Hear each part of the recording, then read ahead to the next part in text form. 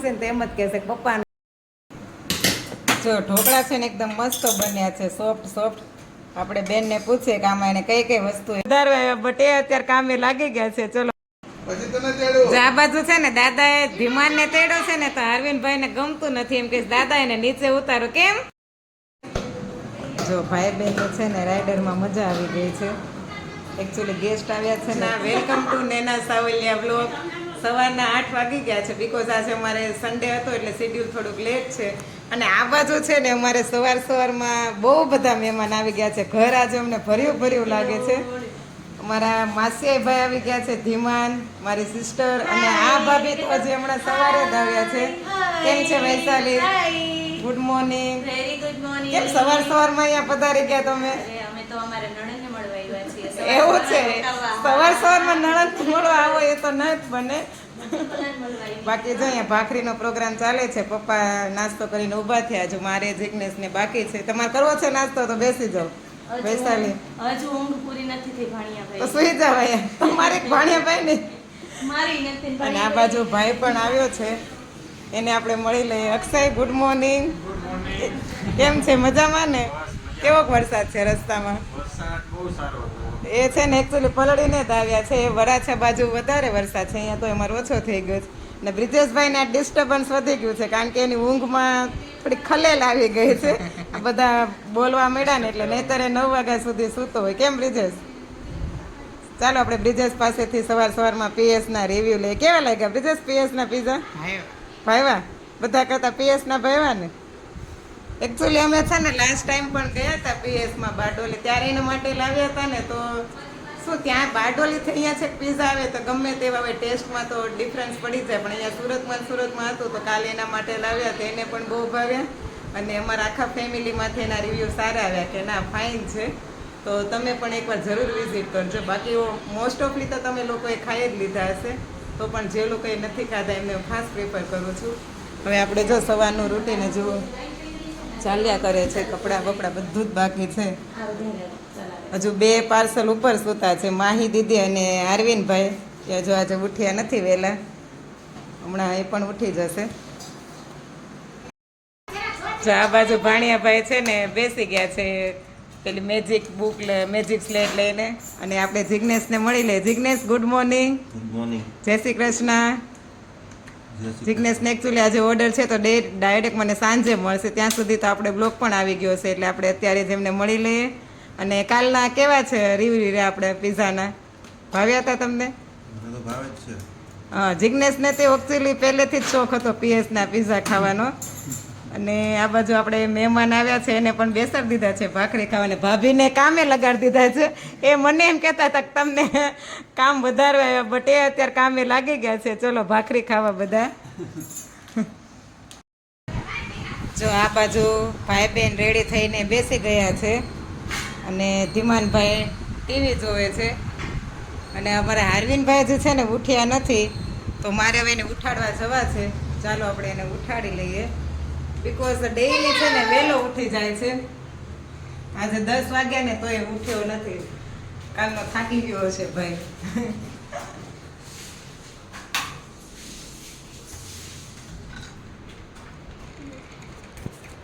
આખી ટીમ આવી ગઈ છે ને ઉઠાડવા માટે. જોજો પથારી અમારી બધાની એમ જ પડી છે. આ મહેમાન છે ને મારે કાલ રાતના આવી ગયા છે, એટલે અહીંયા જ સૂતા હતા. ઉપરનો રૂમ હજુ ક્લીન કરવાનો બાકી છે. સારું એ વાલું જો તને કોણ ઉઠાડવા આવ્યું? જોજો ભાઈ ઊંઘમાં છે. મને એમ હતું કે હમણાં જો આજે કિચનમાં છે ને અમારે નવા કુક આવી ગયા છે. અમે આજે બનાવીએ છીએ રવા અને ચણાના લોટના ઢોકળા, અને સાથે છે મગનું શાક અને રોટલી. અમે છે ને રવાના ઢોકળા કરીએ, પણ રવા અને ચણાના લોટના ક્યારેય કર્યા નથી. આ બેન કહે કે આપણે એ ટ્રાય કરીએ, તો આજે ઢોકળા બનાવીએ છીએ. અને આ બાજુ છે ને 2 ભાઈ રમે છે, હારો ને ધીમું. 2 ઘર બનાવે છે લાકડાના, પેલા પડ્યા છે ને બ્લોક પેનથી. હારું શું કરે છો તું? બંધ ધીમું ઘર બનાવે છો? ધીમાને છે ને કેટલા દિવસથી મામાના ઘરે આવું તું રોકાવા, બટ બિચારાને મેળ નહોતો પડ્યો, સ્કૂલમાં જવાનું હોય એટલે કાલે મોડેકથી આવ્યા રાતે. કેટલા દિવસ રોકાવાનું ધીમુ? આટલા દિવસ કપડાં લાવ્યો છો તો એટલા દિવસ ના? તો પછી હારું ભાઈને રોકાવા દેવું છે ને ઘરે? નહીં. કેમ? ભાઈને ન રોકાવા દેવાય? આમ થા તો ધીમાન કરશો તું. નો ધીમુ, અરવિંદ તો ના પાડે છે રોકાવાની, કેમ કરશું? તો ખીજાય? હા. અને આ બાજુ જિગ્નેશ છે ને આપણો જે આઈફોન જે ગિફ્ટ મળ્યું છે એમાં બધું સેટિંગ ને એવું કરે છે. કાલે રાતે મોડું થઈ ગયું એટલે કંઈ કર્યું નહોતું. હા જો ઓલા ડબ્બામાં હશે. જો ઢોકળા છે ને એકદમ મસ્ત બન્યા છે, સોફ્ટ. આપણે બેનને પૂછીએ કે આમાં એને કઈ કઈ વસ્તુ એડ કરી છે. કઈ વસ્તુ આમાં બેન એડ કરવાની? ચણા લોટ અને રવો. બીજું? 10-15 મિનિટ છાશ નાખી, ખાટી છાશ નાખીને પલાળવા દેવાના, પછી સોડા હા. નાખીને ઉપરમાં ડીશ મૂકી દેવાનું. મીઠું પછી એવું બધું નહીં નાખવાનું? મીઠું, આદુ, મરચું, આદુ મરચાંની પેસ્ટ, મીઠું, સોડા. અને પછી જો આમ બની જાય ને તલ નાખ્યા છે એટલે એને આપણે મરચાંના મોટા કટકા અને લીમડાથી વઘાર કરી લેવાનો, ઢોકળાની જેમ ખમણ વઘારીએ ને એમ. જો આ બધાને તો બહુ ભાવ્યા છે તો અહીંયા શરૂ થઈ ગઈ છે ઢોકળા પાર્ટી. જો આ બાજુ છે ને દાદાએ ધીમાનને તેડ્યો છે ને તો અરવિંદભાઈને ગમતું નથી, એમ કે દાદા એને નીચે ઉતારો. કેમ અરવિંદ ધીમાનના દાદા નથી? કોના દાદા છે?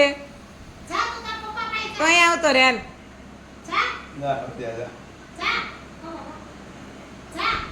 જો એ દાદા પાસે જતો નથી.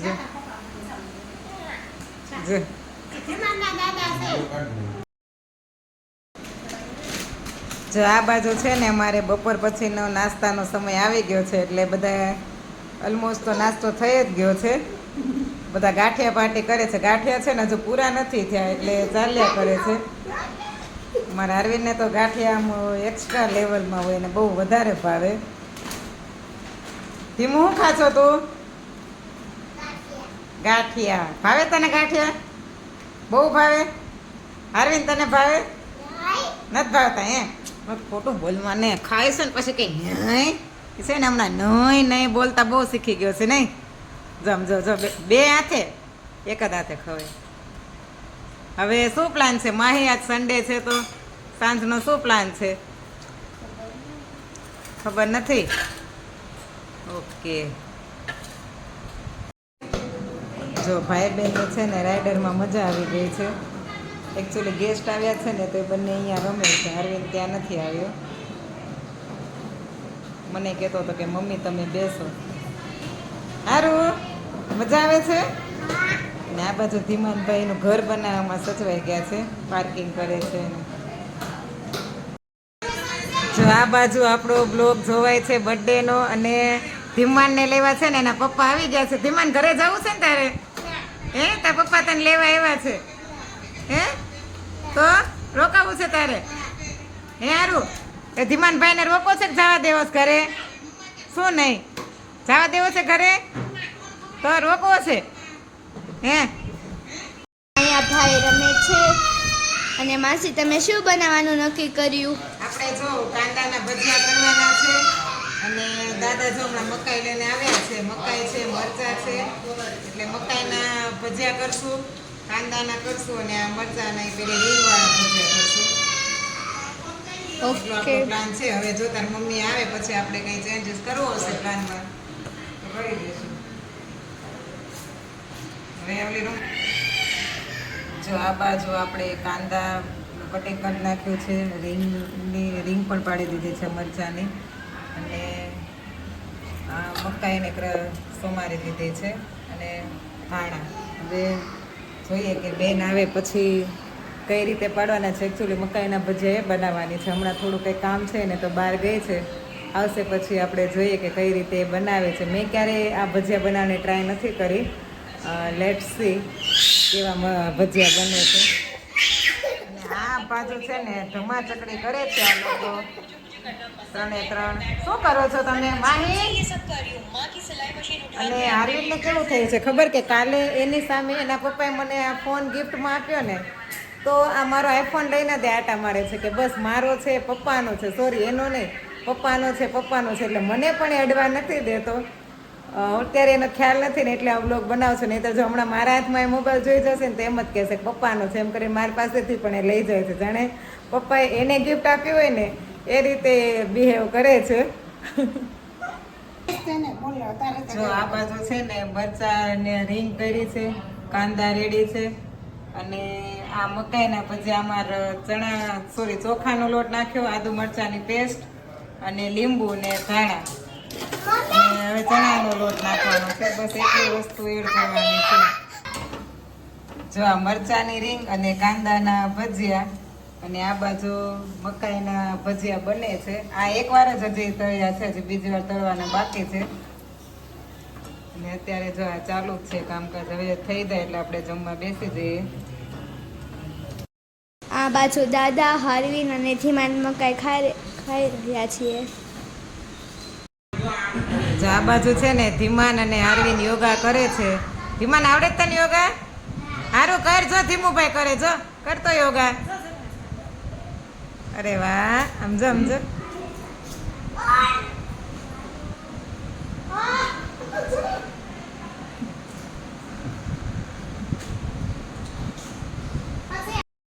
બંને ઉઠબેસ કરે છે, યોગા કરે છે.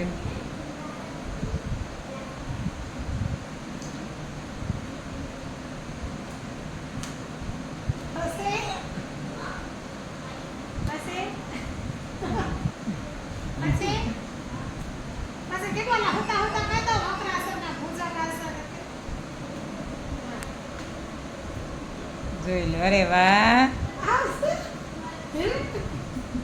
અમારો શું.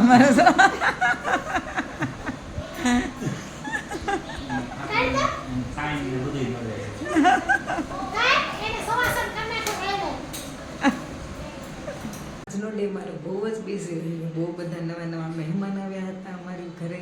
અમારા જે ભાણિયા ભાણકી આવ્યા હતા તેની સાથે હાર્વિનને પણ બહુ મજા આવી ગઈ અને એને પણ બહુ મજા આવી ગઈ.